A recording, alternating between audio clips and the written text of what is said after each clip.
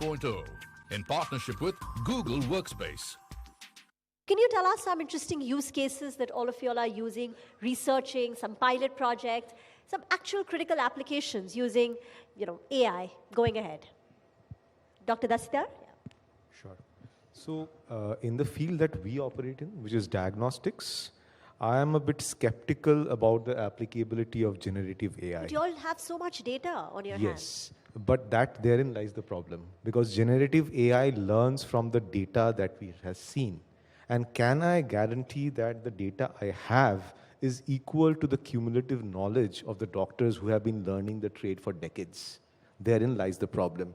If a diagnosis is being written of cancer, do you want to, or suspected cancer, do you want an AI to generate that diagnosis, or do you want the human to be assisted with AI, maybe with suggestions? But the diagnosis should remain in the hand of the AI. So the big risk is that if your AI model throws up a false negative, right? You don't want that scenario. Even false positives can be equally pestering, because somebody might end up getting a treatment which he or she does not need, but they are, I would say, less But at less least it's dangerous. going to go through one more stage Yes. where it will be Yes. checked and Right. diagnosed, right? But So on the false negative is a big worry. Yes, false negatives are the big worry. But however, AI has its applicability in the diagnostic space. Right from automating, predicting the sample quality, predicting what tests should be done one after the other. There are hundreds of applications. Coming specifically to generative AI, what an use case I have been thinking of, and we are not working on this. So suppose, there are doctors you see who can make a patient feel better just by talking to them, right? And some people actually have that ability to generate that confidence or generate that feel-good factor in people.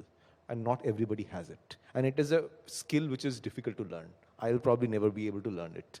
But can the AI assist the doctor, a generative AI, assist any doctor to go to that level where they can actually say things which makes a patient feel better? This is just a dream that I have. Not that I'm working about it, but maybe one day, yes, it's possible. Krishna, your whole business model is built on AI, right? But AI is evolving much faster than you and I can imagine. So what's next for your company? How are you using AI now? Yeah, so let me give you a few examples and what we are trying to solve, right? If you look at the vision of Cropin is to put intelligence on every farm which is possibly producing food for the planet, right? So how do you reach there? And the scalable technology is space. When you take images from the space, there are multiple bands, you train your models on that, and then predict about the crops. But the biggest headwind or problem statement is every day, 70% of the planet is covered with the cloud and shadows. So if your input is wrong to your model, or there are errors, you're not able to do a good job in the accuracy. And we realize that when we are trying to deploy this technology at the country scale, right? So not somewhere you will find all these problems. And that's where the generative AI comes into picture, where you reconstruct the image. First, you detect where is the cloud, then what angle the shadow is, and then you have to reconstruct the image beneath, then feed into your deep learning models to talk about the crop and the intelligence and doing all the predictive, right?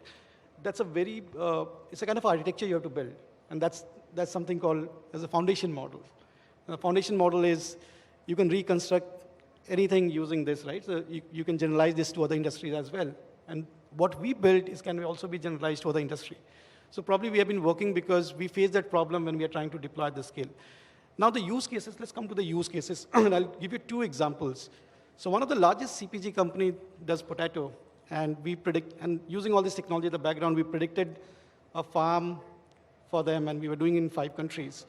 That, okay, this potato farm has reached tuber bulking stage. The potato is within the soil, you can't see that, but these models are running. And prior to that stage is a tuber initiation stage. So tuber is small, the potato is small, now it has become bigger. So there was a senior agronomist, a scientist, there was a junior agronomist. So one of the guys said that, no, looks like this is a tuber initiation stage. The senior guy said, no, looks like it's a tuber bulking stage. So they decided to take out the potato, and it was in a tuber bulking stage.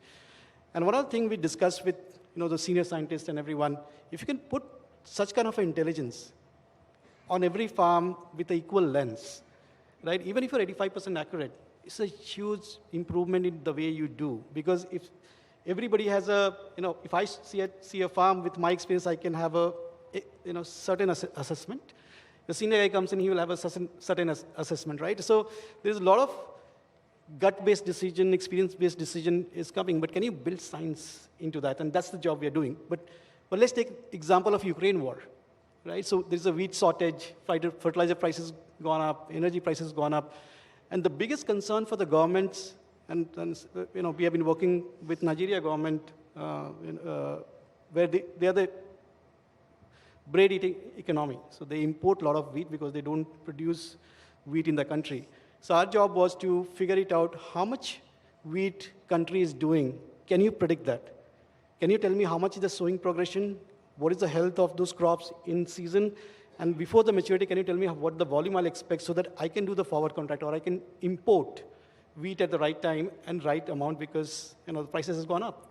Or can I, if you can tell me a trends by county, I can ensure how much fertilizer to import for that, or buy for that county, or budget for that county, right? So look at the scale. One side is impacting it, looking at the, providing intelligence to a farmer, right, to change practices or apply, because your crop is moving faster, you need to do certain things on that or take certain decisions. At the same time, government can use this kind of technology to do that. So that's how you use this kind of a technology to power your knowledge graph, AI models, and everything. Thank you very much for joining in. Hope you enjoyed it. I just want to end with one quote that I read about from Winston Churchill.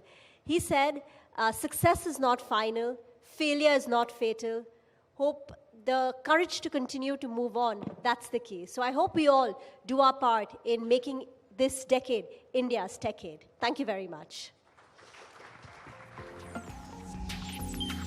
CNBC-TV18 Digital India Vision 8.0 in partnership with Google Workspace.